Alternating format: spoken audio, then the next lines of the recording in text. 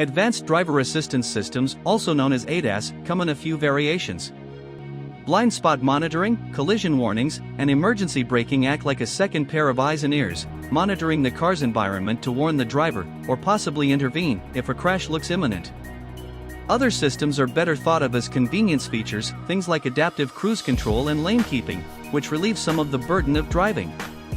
Among the newer of these is the Traffic Jam Assist. It's a variant of adaptive cruise plus lane keeping designed for low-speed stop-start driving on limited-access highways, usually cutting out around 40 miles per hour. But we're still talking about a so-called Level 2 system, where the human driver is responsible for maintaining situational awareness. Even more advanced Level 3 assists exist. These allow the driver to completely disengage from the task, but are not the topic for today. AAA recently put 5 unnamed ADAS systems to the test in the Los Angeles area, blessed as it is with dependable heavy freeway traffic. The testers went out together in morning and afternoon weekday traffic, covering the same routes simultaneously.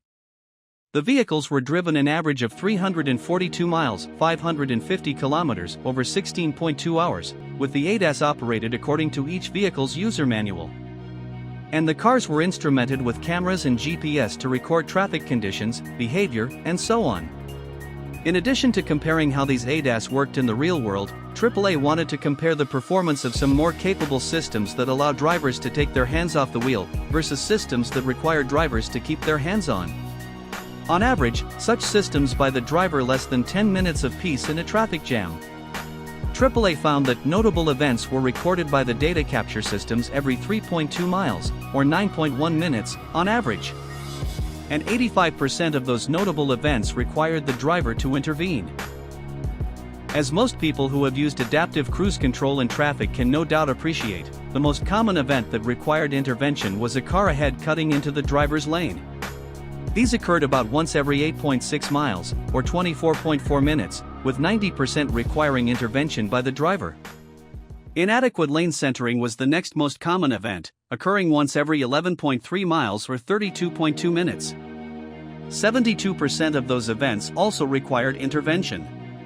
Not resuming after coming to a halt happened 71 times, each of which required the driver to act. On 57 occasions, the lane keeping or adaptive cruise control deactivated, and there were 43 instances of a test car failing to adequately slow down, of which 70% required the driver to hit the brakes. Hands-on versus hands-off.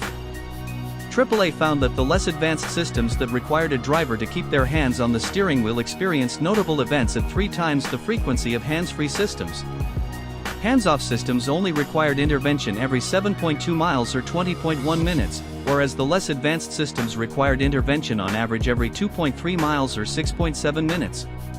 AAA also noted that the hands-off systems told the driver to put their hands back on the wheel every 5.5 miles, or 15.3 minutes, on average. AAA has some recommendations based on its findings, which could also be categorized under common sense. When you're behind the wheel of a vehicle, you should always remain alert, and AAA cautions that ADAS is never a substitute for an engaged driver. Don't be distracted, especially by your smartphone. Read the car's user manual and understand how, when, and where its systems can be expected to work. And set an appropriate following distance to the car ahead, even if it means more cut-ins. The organization says it will encourage automakers to improve ADAS performance, especially cut-in response and lane centering.